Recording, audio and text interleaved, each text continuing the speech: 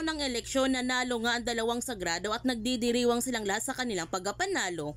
Ngunit ang kanilang nabiktima ay hindi nasiyahan dahil mahihirapan na silang kunin ang hustisya para kay Roland.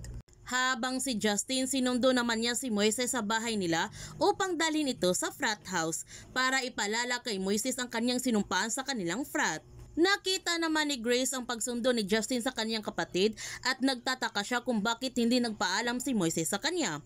Noong tinawagan niya ito, hindi sumasagot si Moises sa kanyang mga tawag at nag-alala siya ng labis sa kalagayan ni Moises kahit alam niya na si Justin ang kanyang kasama. Sa pagdating nila Justin at Moises sa frat house, pinapaalala kaagad ni Justin kay Moises ang kanyang sinumpaan at ang lahat ng kanyang naitulong nung bago siya santa sa kanilang lugar at ang mga naitulong ng kanyang ama para sa kanyang pamilya. Ngunit walang pakialam si Moises sa lahat ng naitulong ni Rafael sa kanya dahil isa itong sinungaling. Gayon pa man, sa pag-uwi ni Rafael at Mercedes sa kanilang bahay, nagtanong siya sa kanyang mga kasambahay kung nandito ba ang kanyang anak. Ngunit ang sabi ni Manang na wala si Justin dito at di ba sumunod dito sa headquarters. Ang sabi ni Rafael na wala doon si Justin at ang akala niya na nakauwi na ito sa bahay.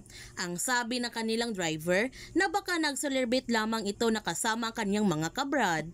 Noong tinawagan niya si Justin, hindi ito sumasagot sa kanyang mga tawag, kaya tinawagan niya si Leon para tanungin kung kasama ba niya si Justin. Ang sagot ni Leon na hindi niya kasama si Justin. Nagtanong ulit si Rafael kay Leon kung alam ba niya kung nasaan si Justin.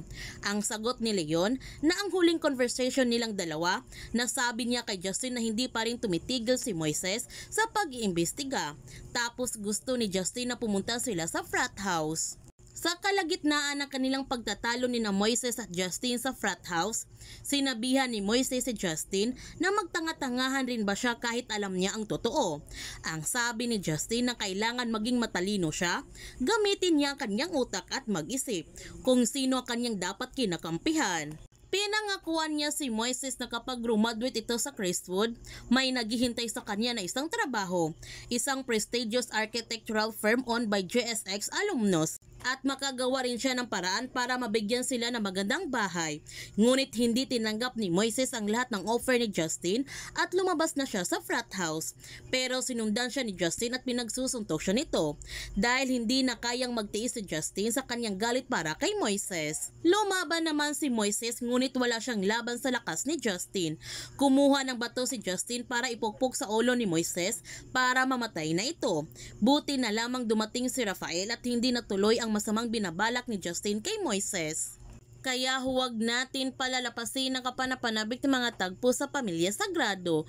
Kung bago ka pa channel ko, don't forget to like, subscribe, and click notification bell para palagi kang updated sa mga videos in-upload ko. Thank you for watching and God bless to everyone.